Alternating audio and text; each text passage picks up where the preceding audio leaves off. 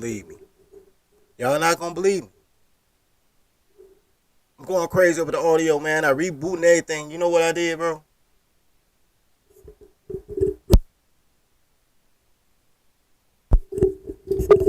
I didn't have the mic plugged in, nigga.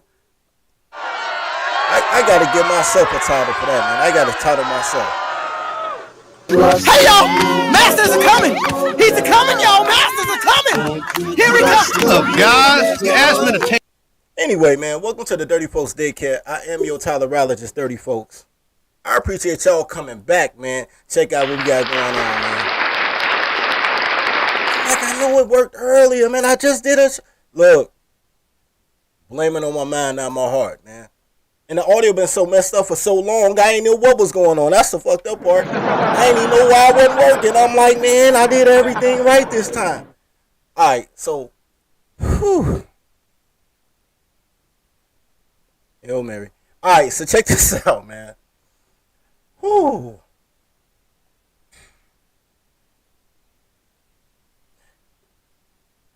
It's because I don't have no tequila, man. I've been sober all day, bro. That's the problem.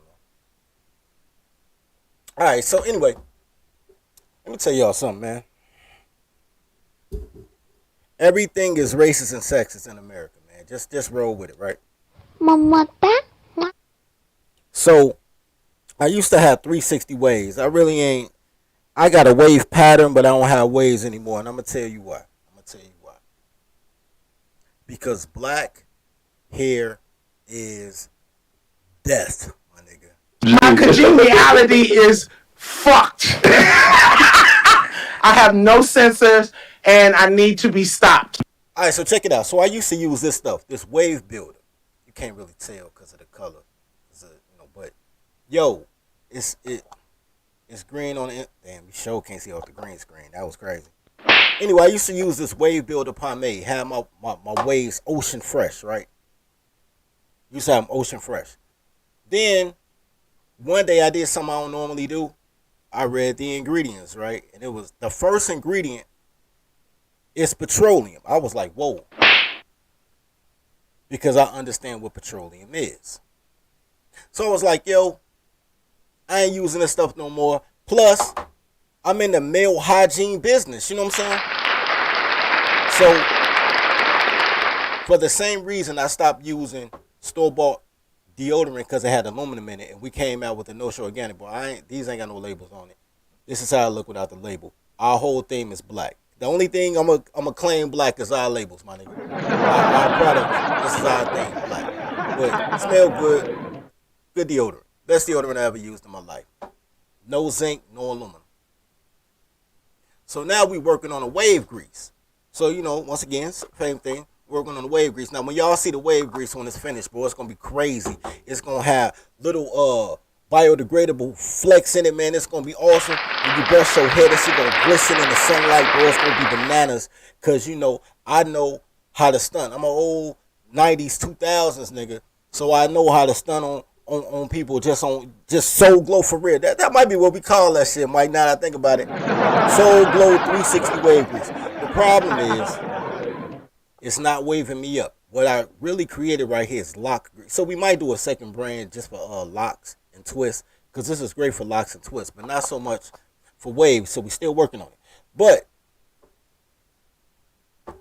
and Murray's pomade is pure poison, bro. Pure poison. I want to show you guys what I mean when I say that black hair is death. I got a quick video for y'all. Y'all want to see it? Here it go. So, I really want to talk about Andrew Carnegie. Carnegie ain't really, well, he'll come up later. But this is kind of the story of Rockerfeller. So, Rockerfeller, first of all, you should know it's death because Rockerfeller is from Cleveland. Nothing good comes out of Cleveland except gasoline. Gas is good. Everything else that come out of Cleveland, trash, right?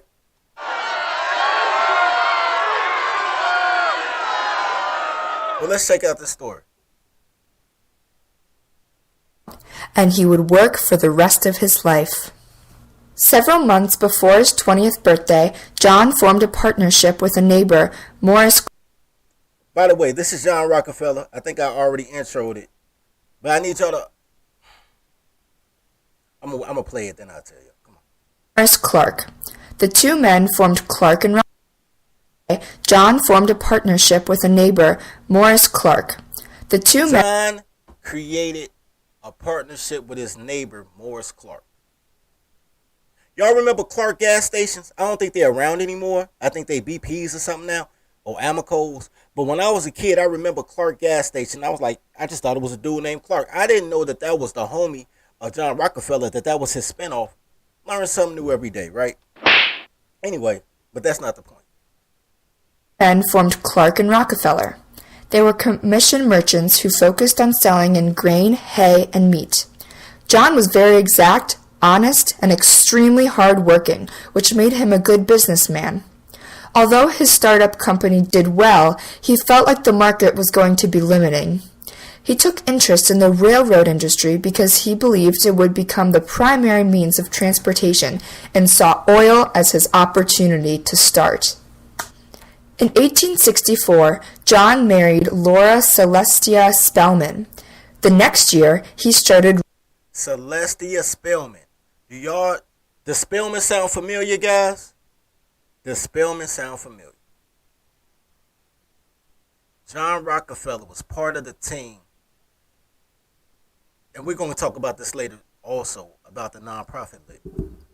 But John was part of the team that brought HBCUs to fold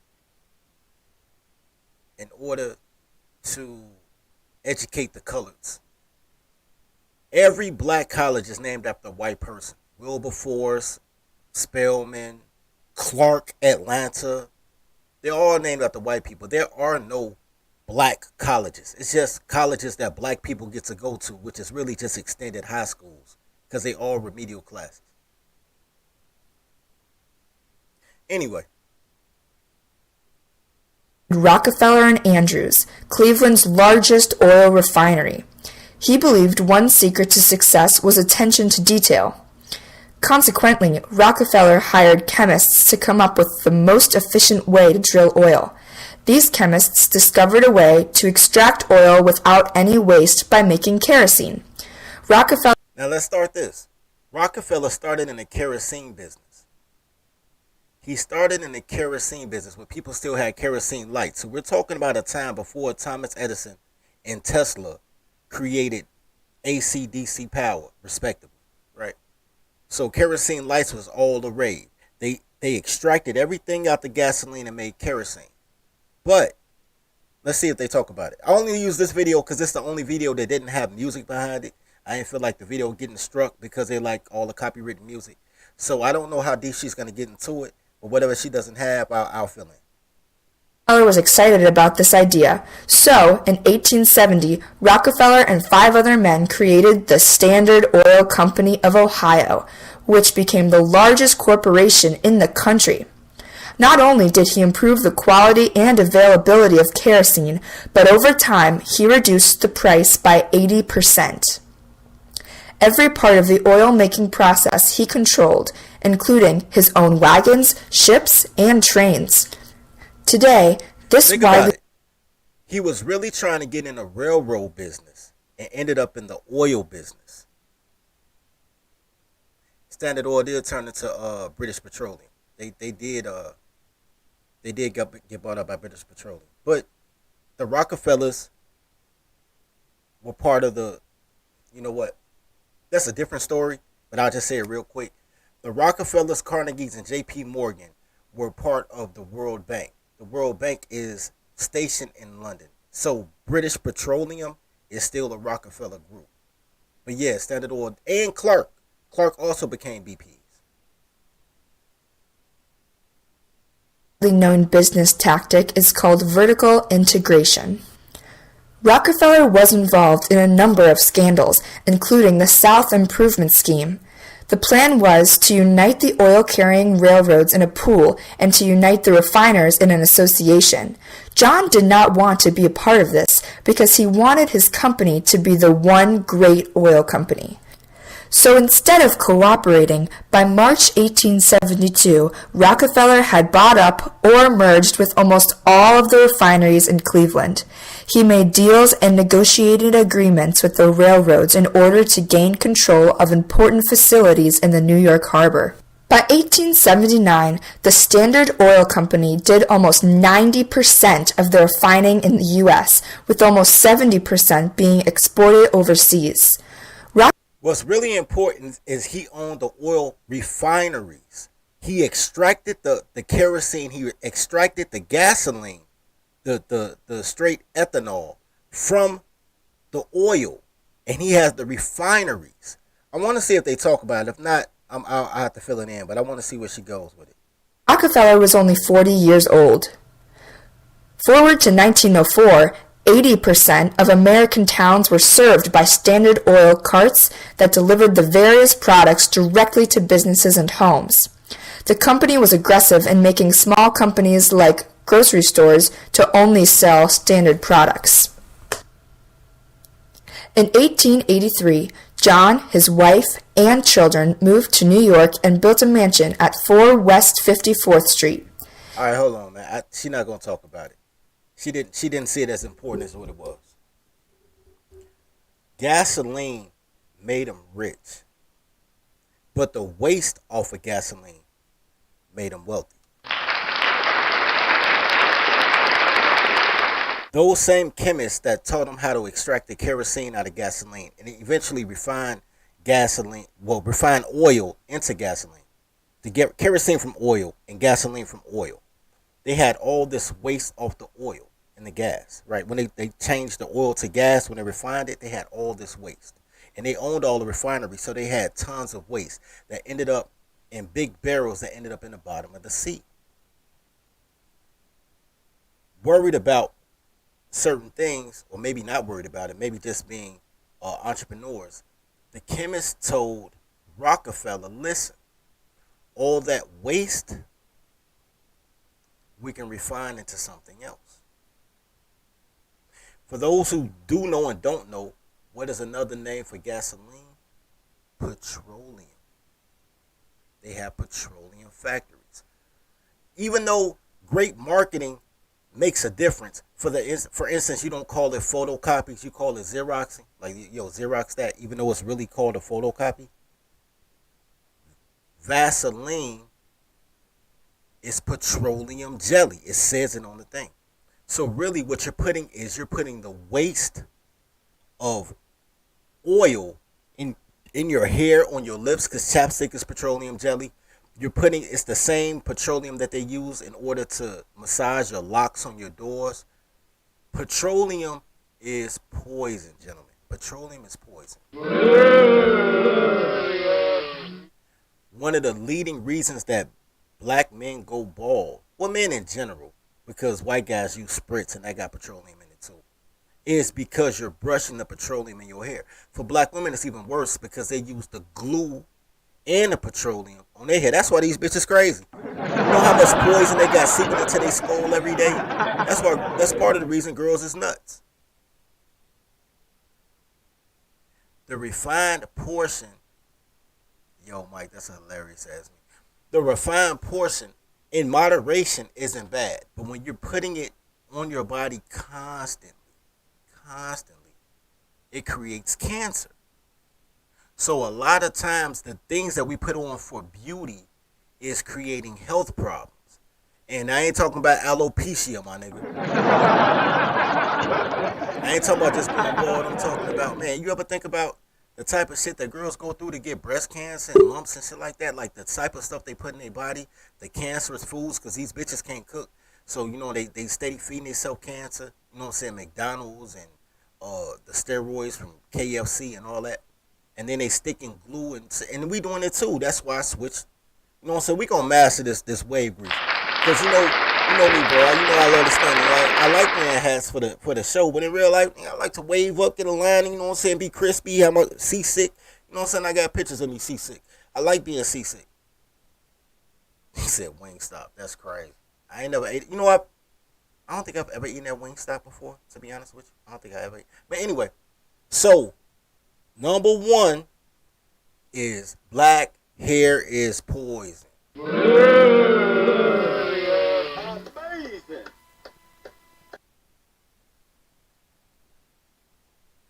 The next thing we're gonna talk about, like the sub as y'all come in, man. Like the sub, send your heart, pay your daycare fees. Donate to the daycare, man. But we gonna build today, man. It's gonna be a fun show, but hopefully y'all learn something. The second thing we're gonna talk about is everything's racist, my nigga. Everything's racist. Look, not only is everything racist, everything is against black women, according to black women. But some things are just sexist. It's all women, but black women think they special. They don't think they just women. They black women. So they don't appeal to white women. They don't appeal to black men. They their own demographic. They their own special people. And God bless these goofy bitches. But generally speaking, restaurants are sexist. Did y'all know that? Restaurants are sexist. They are anti-woman establishments. There's not a video for this. Well, maybe there is, but I didn't find it. I'm going to read an article to you guys from the New York Times. And it's written by a black woman. You know it's written by a black woman because they're going to say everything racist.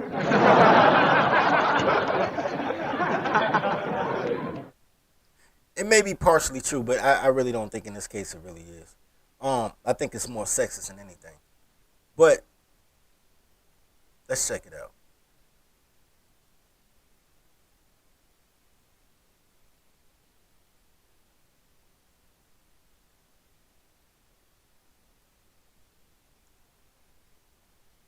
So this is the story of tipping is a legacy of slavery. It says, abolish the racist, sexist sub-minimum wage now. Okay, cool. This article is from a couple of years ago, 2021. Pictures of black women as waitresses back in the day. They said the practice of tipping allows a workforce that is close to 70% female. What? No. Let me read this. Let me tell you what I said. What? A practice of tipping is a workforce that's close to 70% female and disproportionately women. So if it's 70% female, by definition, isn't that women? I'm just wondering. Disproportionately women of color to be paid. Women of color. Oh, that's a whole thing. Women of color, but it's not. Most of the nation don't even have women in it, and most of the nation got female waitresses. That's what I'm saying, bro. This should be. They try to make shit racist. That's really sexist. So don't pay attention to the racist part. It is, unless you think like I think that all women are black. All women are black. All women are black. If you believe that all women are people of color, because they all toddlers. You know what I mean? But generally speaking, bro. There's way more white women that were waitresses than black women. Black people were only in certain places before desegregation. Desegregation. Anyway, this is gonna sound like some real racist stuff, but it's really sexist because women go through it too. All women go through it. Once upon a time, I should really read it in a girl voice since it's a girl that wrote it. You know it's a girl that wrote it. Once upon a time, I thought that it was perfectly appropriate for restaurant workers to earn less than minimum wage. Tipping, in my view, was a means for customers to show gratitude and to reward a job well done. And I ain't gonna make y'all suffer through the girl voice. I'm a script.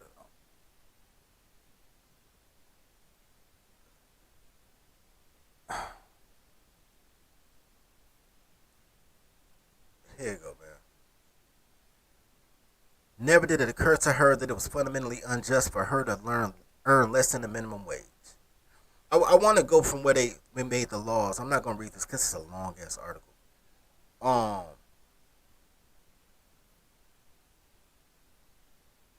What? This is crazy. Hold on. I ain't even read this part. Okay, this is the part right here, but I'm going to read from up here. The truth was, although I was shielded from the biggest risk that tipped workers face, not being able to make ends meet. During the summers I spent waitressing, I was living at home with my parents and had my basic needs taken care of. On days when business was slow and only a few customers trickled in, I was reminded that my situation was not the norm.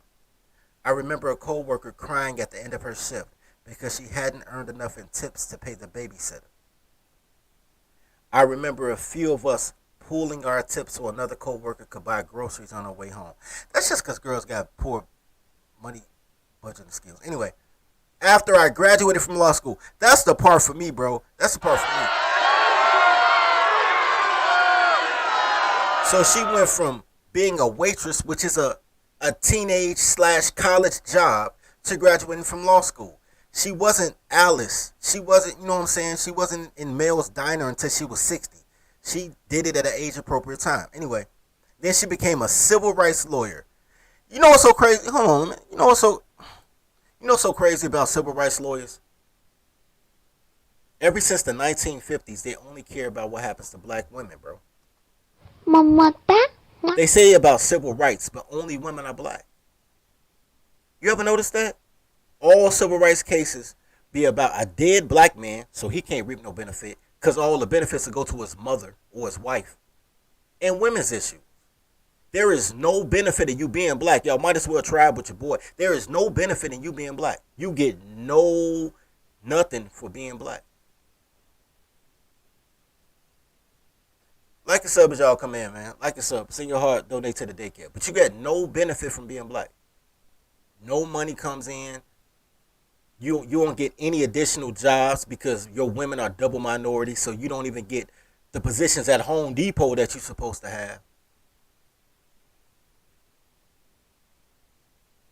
Mike say, now you tell me. I've been telling y'all, motherfucker, where you been there? I've been trying to tell y'all this for years. And everybody like, man, oh, you tripping. You must hate your mama. You hate women. Are you gay? I'm like, no, nigga, listen.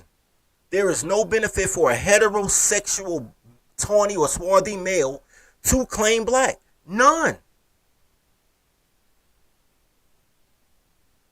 You know what, XL?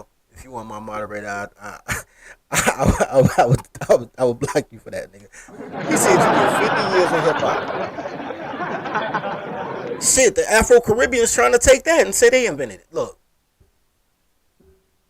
You get great R&B. You get 1960s, 1970s, cuckold, I love you, baby, even though you slept with my best friend, R&B, but yeah.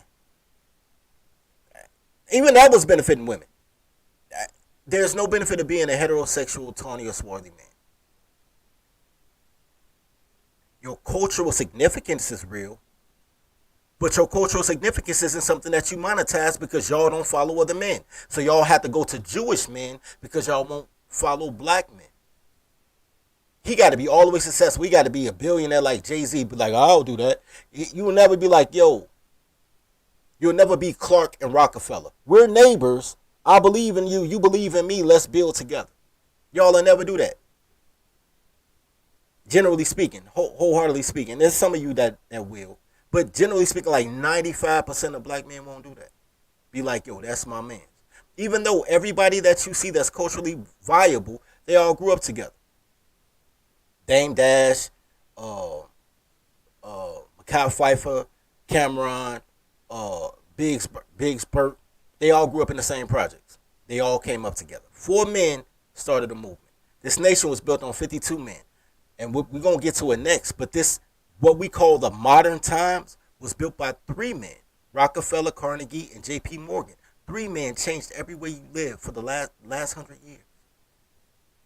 3 men. It don't take a lot of people to make a movement, bro. It just takes the right people that want to fucking move, man. Who want to conspire. Quit telling me about conspiracy theories, nigga. Tell me you want to conspire. Anyway, but I digress. Let's continue.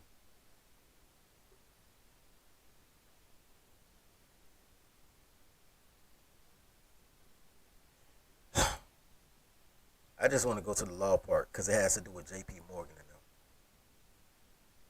Hey, he was clean. Hey, these guys is clean as a whistle, though. I don't know who these guys are, but they clean as a whistle. Oh, that's A. Philip Randolph. Yo, A. Philip Randolph, he was a communist, but he was a dashing young man. Shout out to A. Philip Randolph. A. Philip Randolph started the first black union for the Pullman Porters. So Their whole thing, because wait. I gotta say this. The reason she showed A. Philip Randolph is because he mobilized the Pullman Porters to have the first black union because no black people had a union to fight for their wages. Her thing is she's upset that when he set up unions, it didn't count waitresses because black women are waitresses, bro. This is crazy.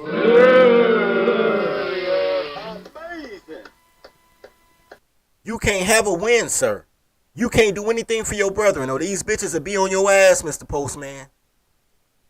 These motherfuckers are not your friends, not your allies. I hate everything. And I like some of y'all content creators. But every time I come up to y'all goddamn channels, y'all talking about how black men and black women need to eat each other. No, the fuck we don't need each other. Black men need other black men. Women fuck the winner.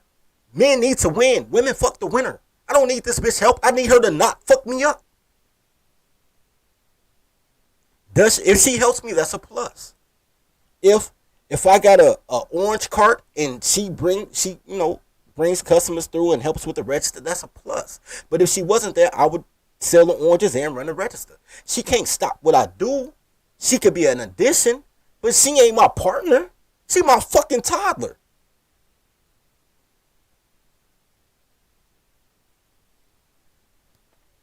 Hey, Marcus said he's starting a union after the stream. Hey, look, bro.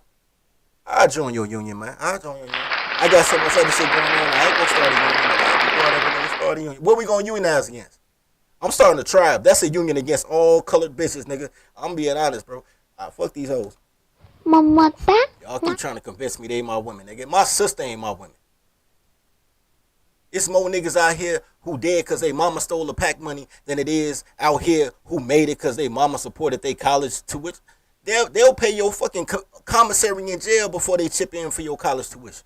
These motherfucking bitches ain't your friends. Y'all just got Stockholm Syndrome because y'all got beat as kids. She beat you into loving you. She beat you into loving her, nigga. Y'all are prisoners of war and don't even fucking know it. Because you keep blaming it on the white people. The white man ain't make you prisoners of war. This goddamn Keisha did. God damn it. I'm tired of telling y'all that shit. Because this don't even have nothing to do with toddlers. That's the crazy part. This article has to do with toddlers and the way they just try to undercut everything. But she can't be happy and be like, oh. Black men started a union. Maybe we can start a union for waitresses. She is a civil rights attorney. And she ain't started a union for waitresses. But she blaming black men for starting a union for real workers. I know that was just a rant out of nowhere, bro, but god damn, bro. I mean, god damn. I can't do that. Take this. This motherfucker won't even answer. Hold on. This my tequila, y'all. You know what I'm saying? I gotta take the tequila call. What the fuck? My phone ain't working.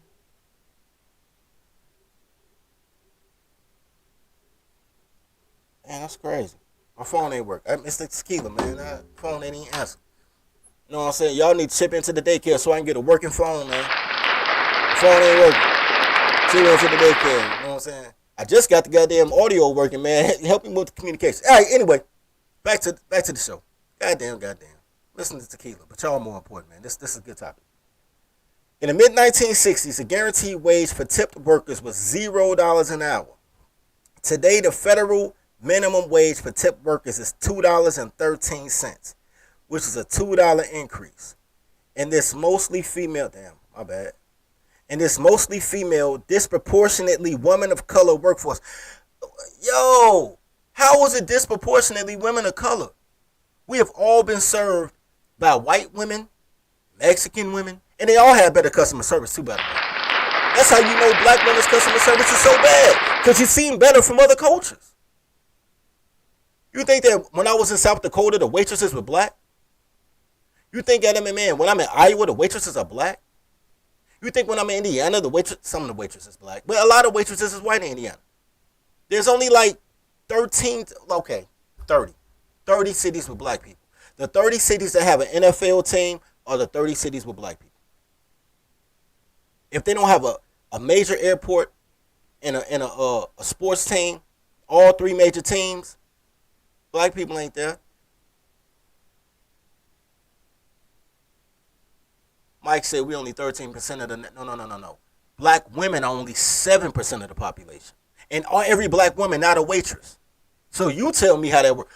Black women can't count. I keep telling y'all that black women can't count. I say that damn near at least 4 times a week. 4 times a week I remind y'all black women can't count.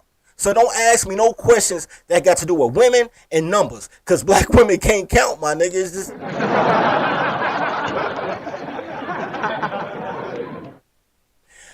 Mexicans are not a crayon color. Mexicans are fucking chameleons. Because you filled out job. I know you done had a job before swashbuckling. I know what the fuck you had. At least one in your life, nigga. And you know when you filled out that application that said Mexican white / Mexican non-white. Mexicans are legally white, so they're not people of color. It's just some bullshit that Jesse Jackson said because these fucking boomers were scared to stand up. So they hid behind Mexicans and hid behind fucking women. And that's the facts. If there was any type of man, we'd have ran this bitch in the 1970s. Fucking cowards. All they wanted was white pussy and a hide behind better men. But hated their sons because their sons were better men. Fucking Mexicans are legally white. If that's the case, Italians, legally white. Irish, legally white. They didn't like Italians, they didn't like Irish, they didn't like Germans, they didn't like Mexicans. All of them legally white. Only your black ass is not legally white. But if y'all tribe up, we will be legally white. And our logo will be phenomenal. Oh shit. Shout out to Jay Stokes for the $4.99 super sticker, man. He said Tony and swarthy men, you Tony and swarthy men, you mad at me. I don't even. They ain't gonna let me do it. They ain't gonna let me do it on this. I would have highlighted it. Can't do it on. Maybe if I, you know what I'm saying, I don't know. My subscription right now, I don't know. So check it out.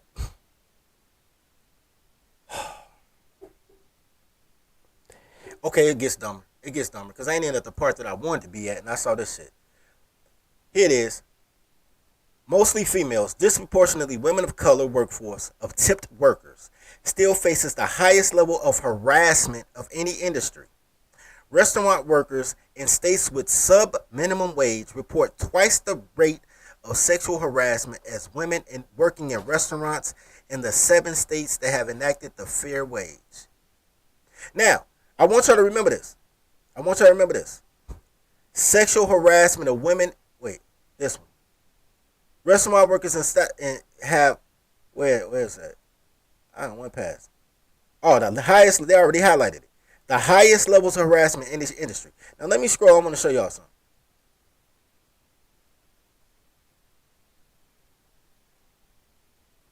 The whole thing, wait a minute. I got to find it. Did I go past it? I went past it. Let's go up here.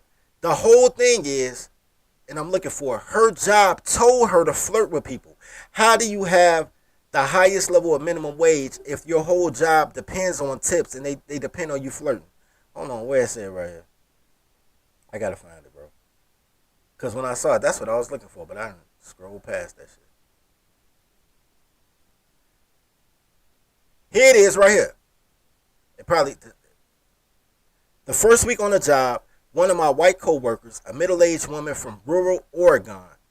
Wait. How was her co-worker white? A white waitress? Oh no! A white waitress? Is she serious? That's her co-worker? She worked with the white lady in Oregon, nigga? Of course you did. So tell me how black... Okay, no, you know what? I'm worried about the wrong shit. Like a sub, man. Like a sub. Okay, first week on the job, one of her white co-workers. She has several white co-workers. She swear to God ain't number color chicks in there. One of her white co-workers, a middle-aged woman from rural Oregon, pulled me aside after she watched a group of rowdy white men who had been rude and condescending to me throughout their meal walk out the door without leaving a tip. Gotta use the voice. From now on, dear, she said, I'll take the rednecks. Just pass them on to me. This became a kind of a joke between us. A wink and a nod before we switched tables, except it wasn't funny. The risk that my race, not the quality of my work, would determine how much I was paid for my service was ever present. Hold on, let me wait. Brothers, bros, have you ever been served by a black woman? Now I understand that they may have better customer service for white men than black men, but bro, how quality of that customer service do you think it was, bro? You know what, Smoggerton? Don't even worry about that because that's logic. I agree with you 110%. But she's saying it's her skin color. Now she talking about white, army of white waitresses. She one of the only black girls, maybe the only black girl, got motherfuckers switching table. And if she not the only black girl, that make it even worse. That means other black girls can handle it and she couldn't. But that's not the point I was getting at. That ain't the point I was getting at. The point I'm getting at comes next. In the next chapter. Next paragraph. So was the risk that I would be punished for not flirting with the men. Punished for not flirting with the men that I served. Men of all ages commented on my looks, asked me if I had a boyfriend, slipped me their phone number, and expected me to laugh along with their sexist jokes. I often played along after learning from experience that the price of resistance will be the loss of tips that I had rightfully earned. Did you rightfully earn them if you didn't give them a good time? Let me explain something to you guys.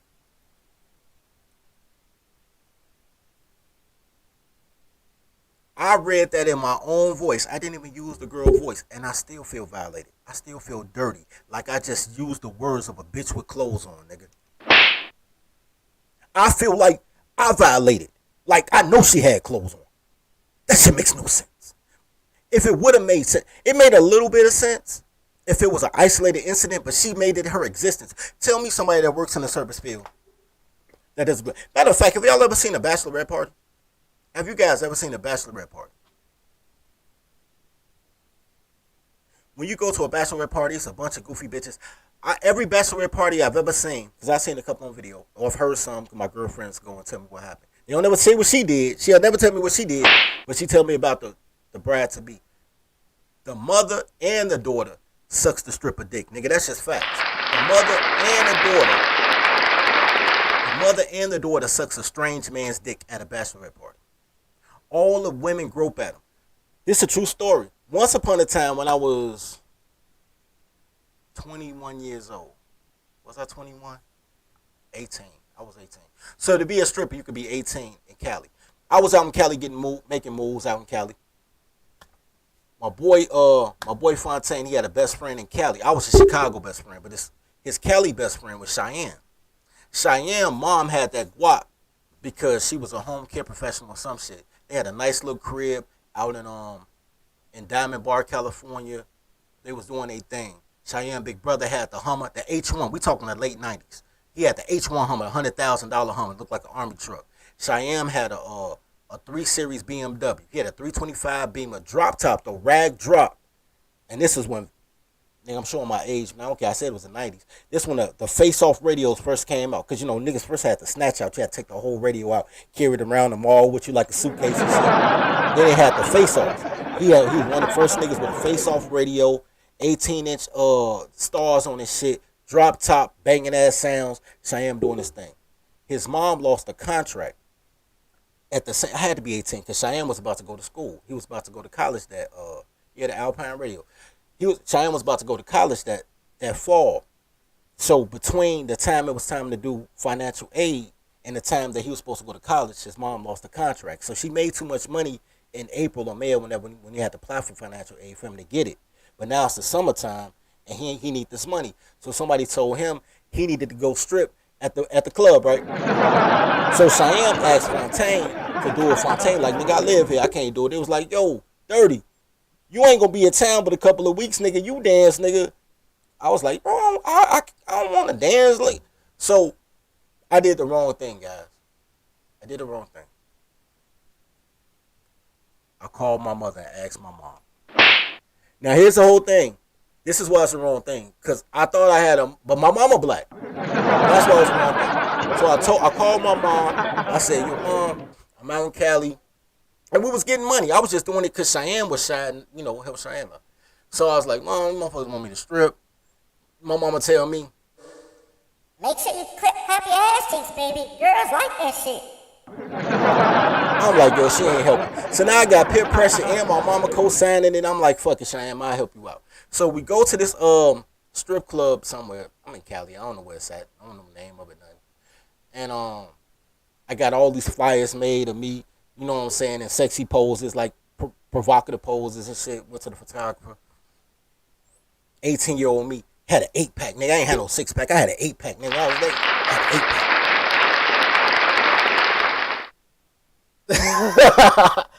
Hey, this Mark said, I broke rule number 1, never call him. Bruh. Anyway, so we get to this place and girls are just going crazy. Like, niggas is like doing full performances. They got like really it's kind of like a broom handle, but it's like a horse head on it, so they like galloping like they riding a horse. Niggas is throwing socks under their balls and shit, making it look like niggas doing whatever it takes to get tips, because it's a tip-based business. I couldn't dance. I made $5, bro. My strip career was one day, nigga. I ain't gonna even lie. I made $6. One girl gave me $5 because she was like, man, you tried. Look, but the mother niggas was getting that guap. Girls was tricking heavy. So I know how it feels to be. And I'm around them niggas, man. Motherfuckers is trying to suck dick on a pool table, all type of shit. These bitches objectify men in a major way. When it's your job to be objectified, they objectify you in a major way. He said vegan horse riding. That's hilarious.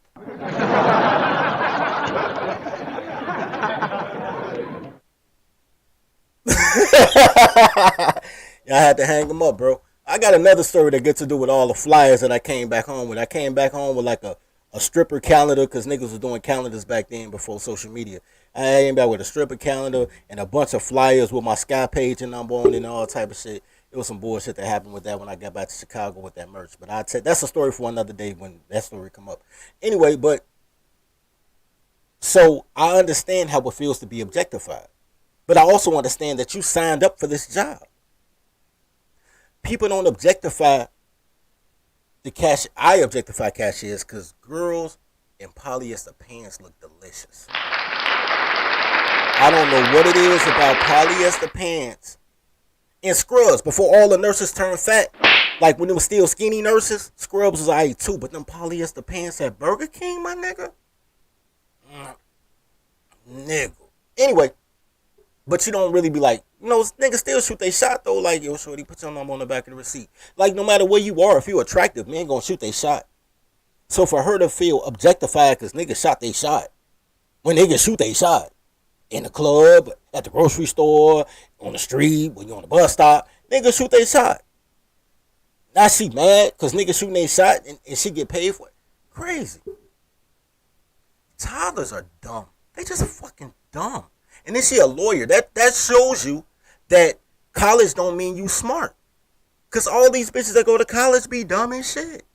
Being a lawyer just means this bitch likes to argue. She's a professional arguer. She ain't smart. All bitches like to argue. They all think they could be lawyers.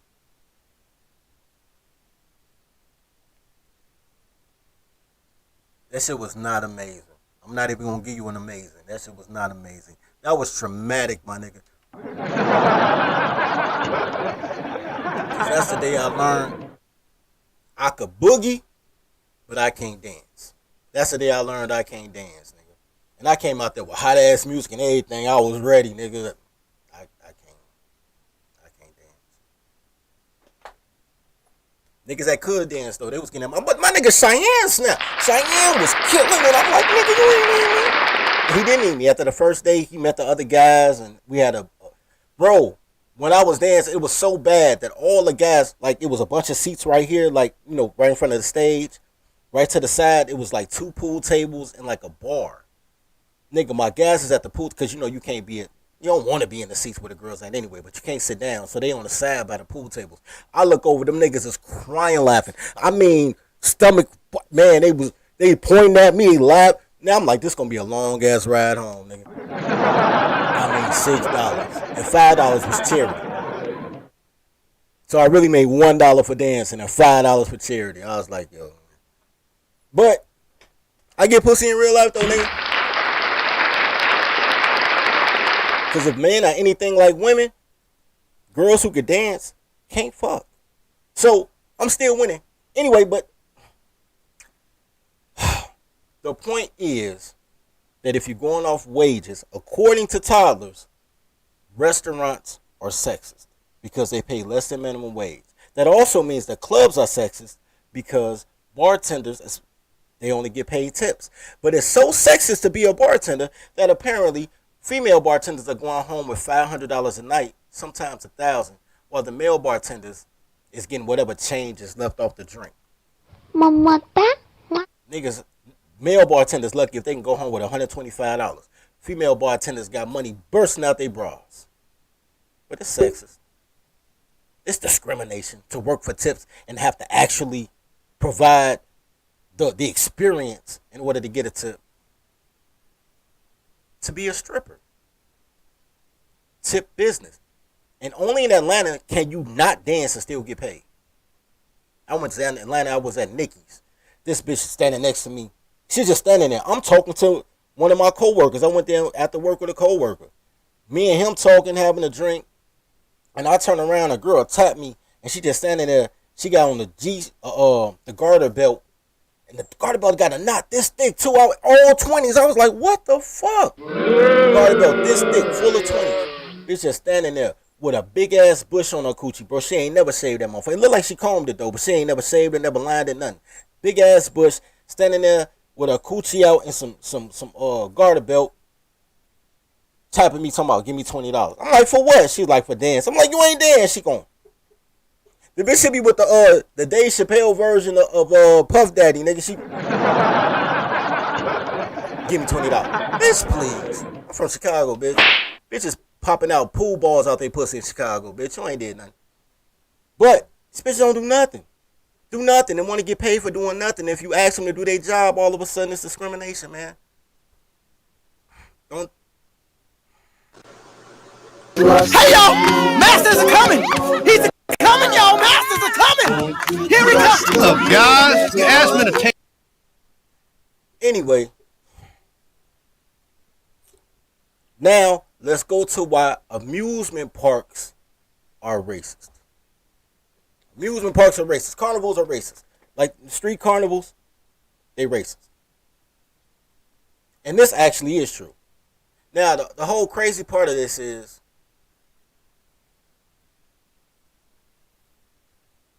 there you go. The crazy part of this is I was looking for something else. Because something that actually is racist are the white gloves that people wear at church. That actually is racist. And I was looking for that. And I found out that carnivals are also racist. And they also talked about the gloves, but they had the absolute wrong definition of where the gloves came from. But they also reminded me about Andrew Carnegie. So we're going to read this off real quick. These are the 5 things that they said came from racist places, according to Cracked. Shout out to Cracked. According to Cracked, I don't know, that ain't going to work. Damn, I knocked down the whole shit. According to Cracked, the dunk game was originally called the African dip. I can kind of see that though. I could see that being racist. I ain't gonna lie. The dunk game was originally called the African dip. So when you throw the ball and try to knock them out, and the cage is different too, because they used to try to actually throw the baseballs at the person. So they put the cage up just to keep it fair. So I believe this one. The dunk game that they have is racist.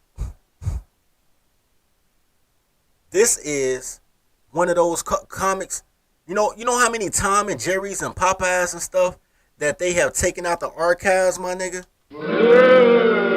This is actually a Popeye from like the 1920s, 1930s. And you know this is always representative of you. The African Jigaboo. And this is Popeye trying to hit him through the... Ain't enough spinach in the world. Popeye is not that cold, nigga. Popeye is not that cold. I am.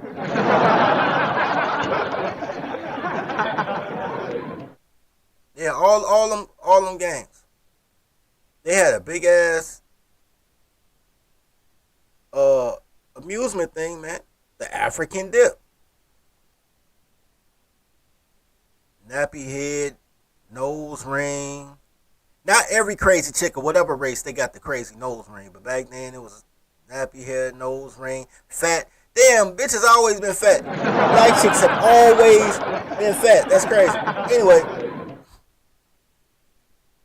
yeah, blackfaces, obviously. Raggedy Ann was racist. Raggedy Ann was blackface at the time. That blackface and orphan bum chicks, trailer park girls. The red hair is because nobody liked the Irish. They used to call Irish like the N words of the Brits, right? So you know the Italians were olive niggas. The Irish were potato niggas. The regular blacks were just niggas. But everything was niggerish. So that's why her hair was red, because red hair, them gingers, they didn't like gingers. So they took the women that they hated the most and made dolls about them, right? Raggedy Ann and Andy. I guess this was Andy. Andy looked like Raggedy Ann, bro. Hold on, how could you tell the difference? I guess that's Andy with the hat. They look alike to me, man. That was just, yeah, because he got a bow tie. That's just bad. That was just, how did they get money out there? This was like the first Beanie Baby, my nigga. I'm gonna file this under like, why was Beanie Baby so big? This is like a Beanie Baby for their day. Ancient Mama Pancakes ain't racist. Ancient Mama Pancakes was delicious. Anyway, blackface. Oh. Yo. Gollywog dolls. I've never seen a gollywog doll. I bet you will get rich off a gollywog doll. For those who like me, bro, that watched the Antique Roadshow, well, I used to watch the Antique Roadshow back in the day. I bet this get big guap, bro. A golly. I've never heard of a gollywog doll. I want one though. I ain't gonna lie, I want one. Paddy wagon, that's racist, but that's racist toward the Irish. I told you, bro, they don't like the Irish. Paddy is a Irish name. Well, Patrick is an Irish name, so Paddy is short for Patrick. So they call it a paddy wagon because they put a bunch of drunk Irish people in it. So, but once again, they compare Irish to the blacks. I'm telling you, they ain't like the Irish either. And number one, zombies evolved from horrific fates of French slaves. You know what I didn't see on here? White gloves. That was a whole point of me about to tell you a story about white gloves. Did I pass up white gloves? Yeah, here go the white gloves. How I pass up white gloves? They say Mickey Mouse is an ode to minstrel shows, but alright, that's cool. It's the white gloves. They're saying the white gloves are part of the minstrel show. This is where I had to call foul. This is where they missed the mark. This is where they missed the mark. Matter of fact. So, here's the white glove thing. Back in the day, black men were ushers at churches, at Catholic churches. No white people wanted to touch black hands, so the black people, the men and the women, had to wear white gloves to show that they were clean because they thought black people were filthy.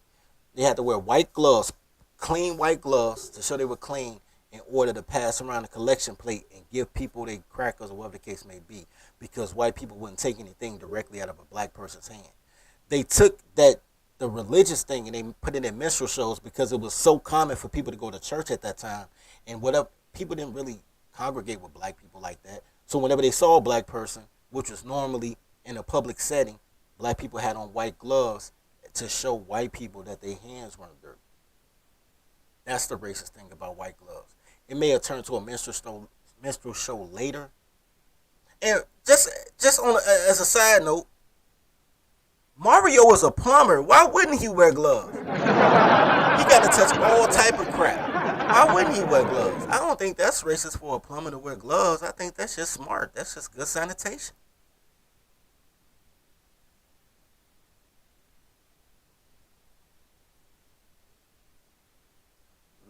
last but not least, I was gonna open up, but I think I want my tequila. Last but not least,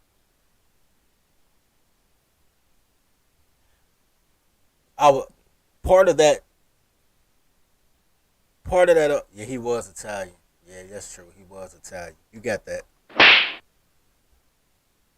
That's why you don't have to be with black girls. You can be with Irish girls or Italian girls, and you still fit the mold of racism. Like, and get a better service. Get a better brand of girl. You know what I'm saying? I was rocking with a ginger. All Rachels are hot, by the way. I've never seen an unattractive Rachel. Get you a Rachel. I had a Rachel, red hair, green eyes. She sold out. Now she dyed her hair black. Talking about it, red hair too. Her hair was fire red too. Red hair, look just like. She didn't look like Mary Jane Watson, but that's my fetish. I want to sleep with what Peter Parker slept with, nigga. Anyway, I'll go with that. Bro said prevented oils from the skin from leaving fingerprints on silverware teapots. I'll go with that too. They still thought you was an oily, dirty nigga.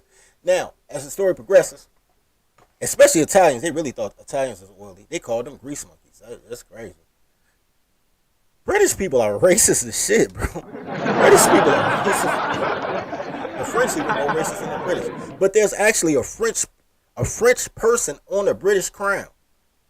From that 100 Years' War between France and Britain, France actually won by the power of pussy, nigga. By the power of pussy. A French dude fucked one of the princesses, knocked her up, so the baby, even though he was raised in Britain, had French blood. There's really a French person on the British crown right now.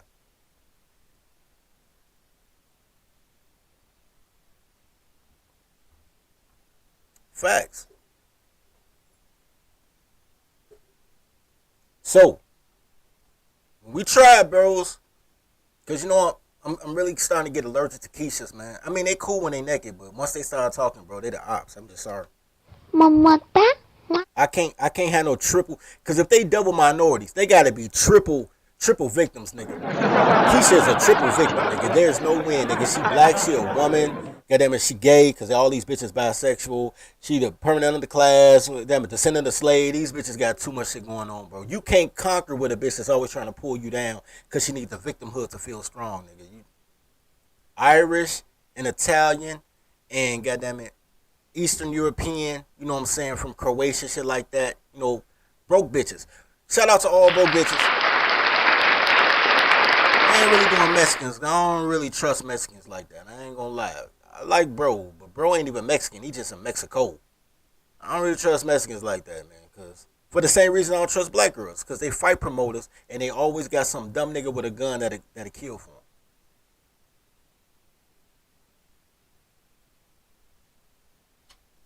them. He said black women that CEO and the head of the person. Hey, facts. Alright, so let's go to this last video, man.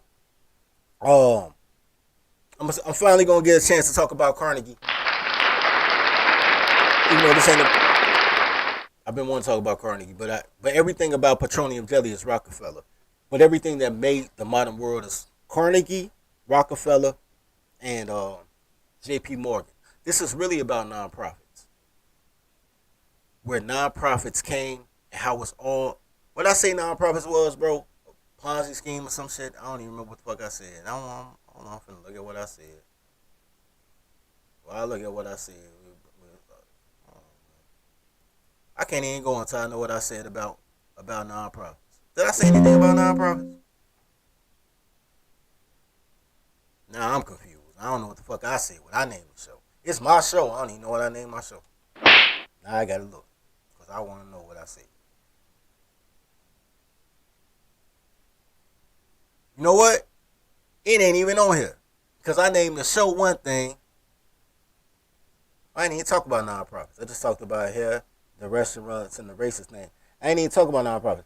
Alright. Because I was going to put a picture of Rockefeller on here, but I didn't. Alright. So, let's kick it off. Religion's bigger, dumber brother, capitalism. So I got to go back a little bit so y'all get the full context.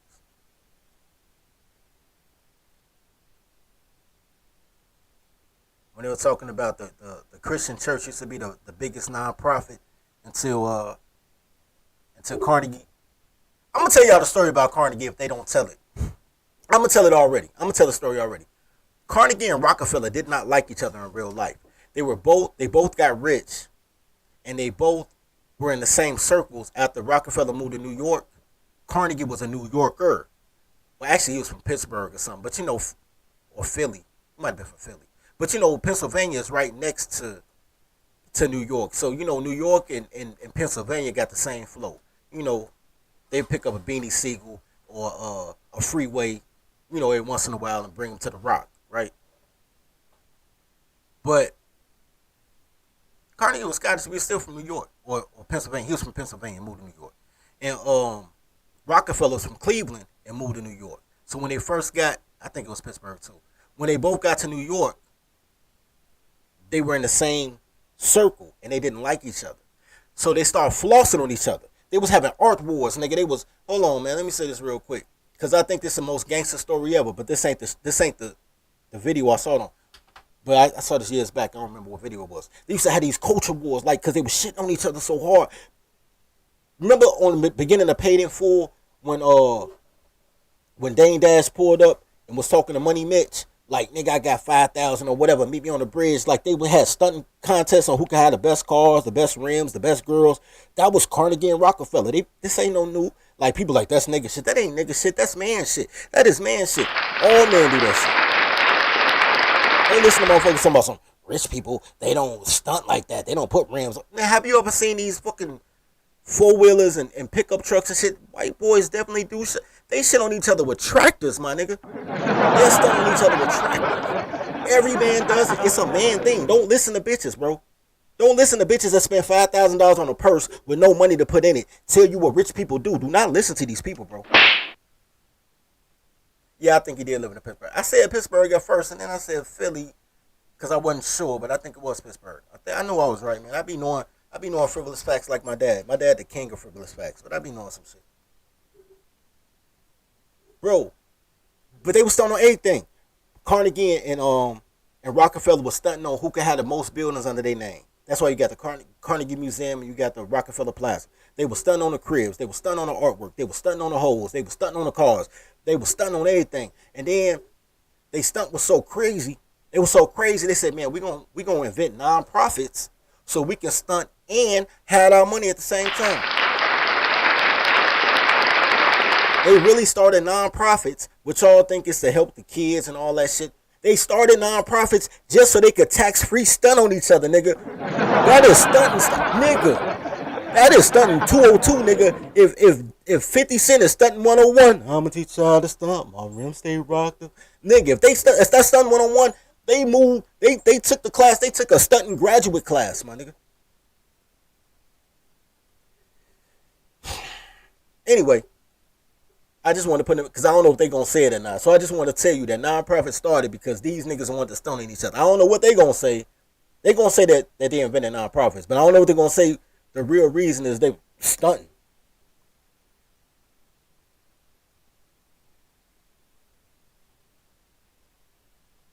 Yeah, bro, they were at that castle. I saw that shit on IG, bro. I ain't say nothing about it, but I did see the y'all renovating that castle down there in Mexico. I saw that shit.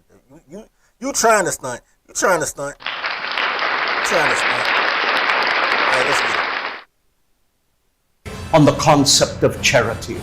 Then, around the 20th century, religion's bigger, dumber brother, capitalism, stepped in and took the wheel.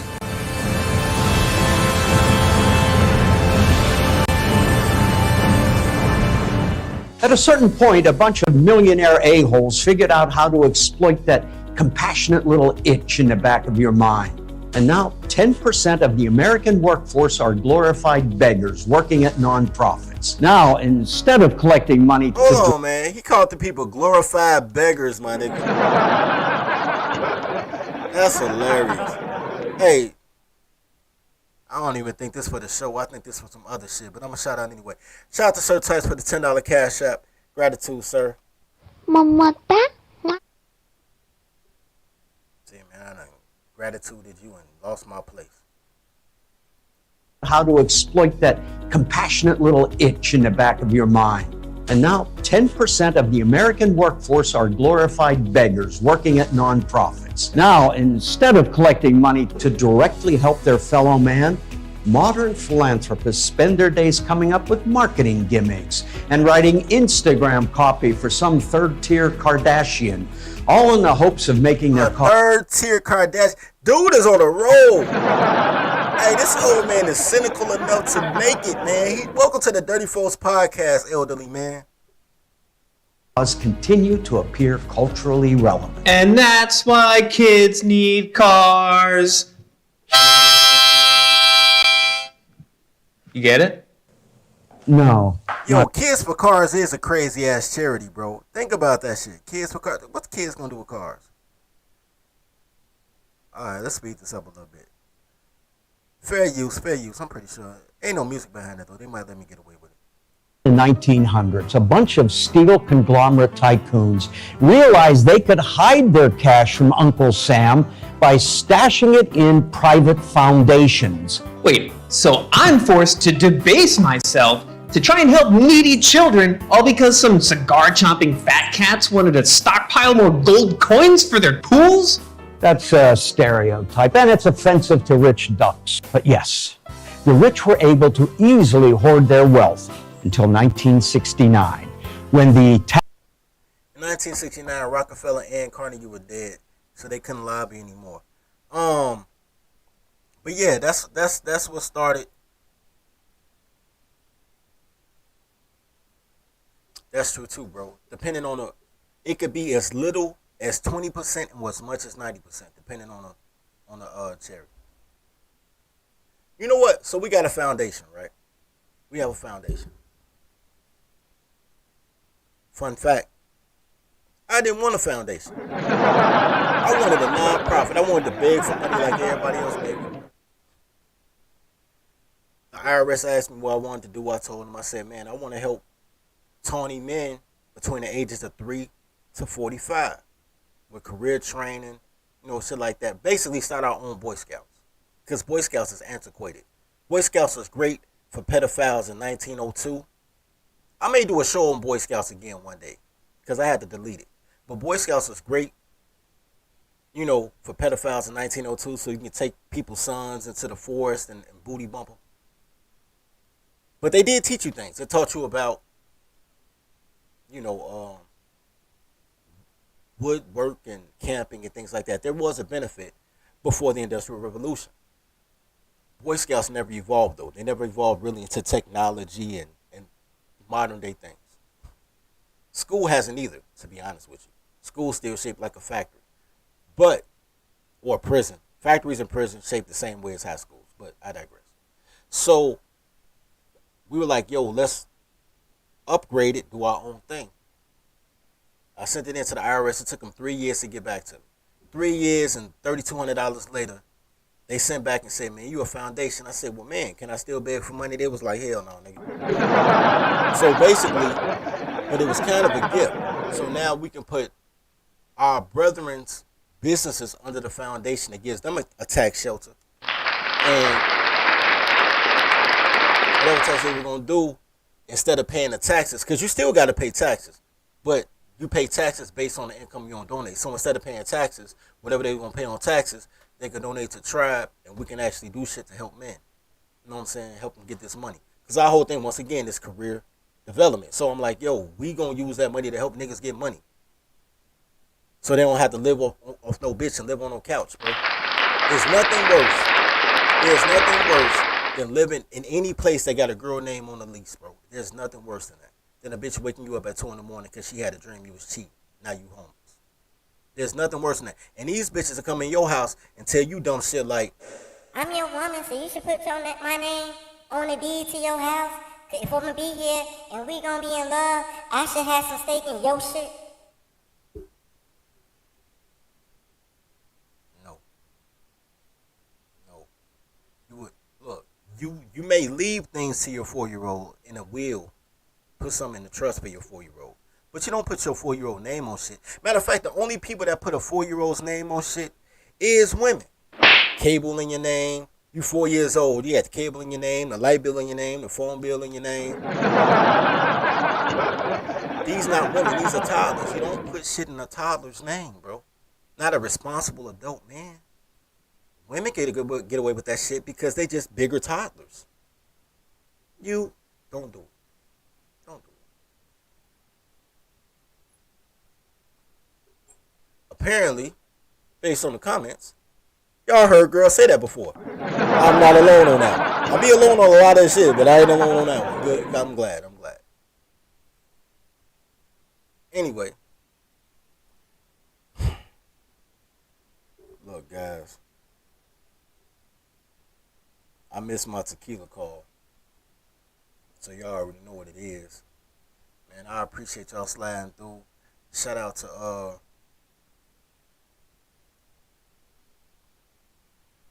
to Jay Stokes for being the sponsor of the show.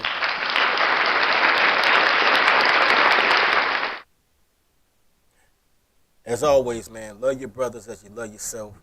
Feed the pack. Tribe up. Chill! You're one of the top 6 speakers of the past 8 years, but I hated you at first. Could you please mention the Dirty Folks podcast? Thank you, Lord Charles. Dirty Folks. And see, I find it to be hilarious because even if I did behave like a teenager, I would be ahead of a lot of these E-dubs that want to make these comments because a lot of you behave like toddlers. Shout out to my man Dirty Folk. And it's because y'all niggas don't support. Y'all do support. Y'all support titties and pussy.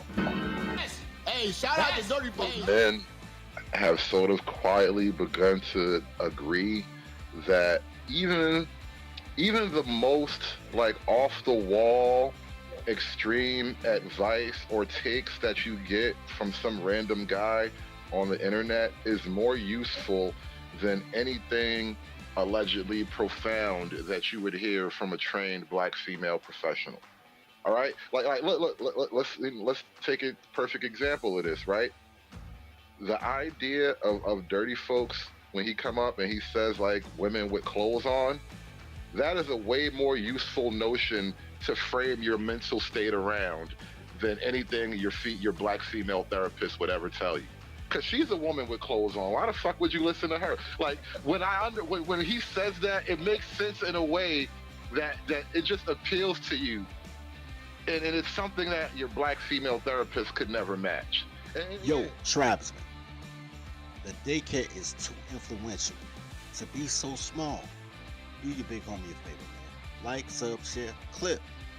I know I got at least 10 bars that can change somebody's life, man. Help me to help my brother. Love each other as you love yourself.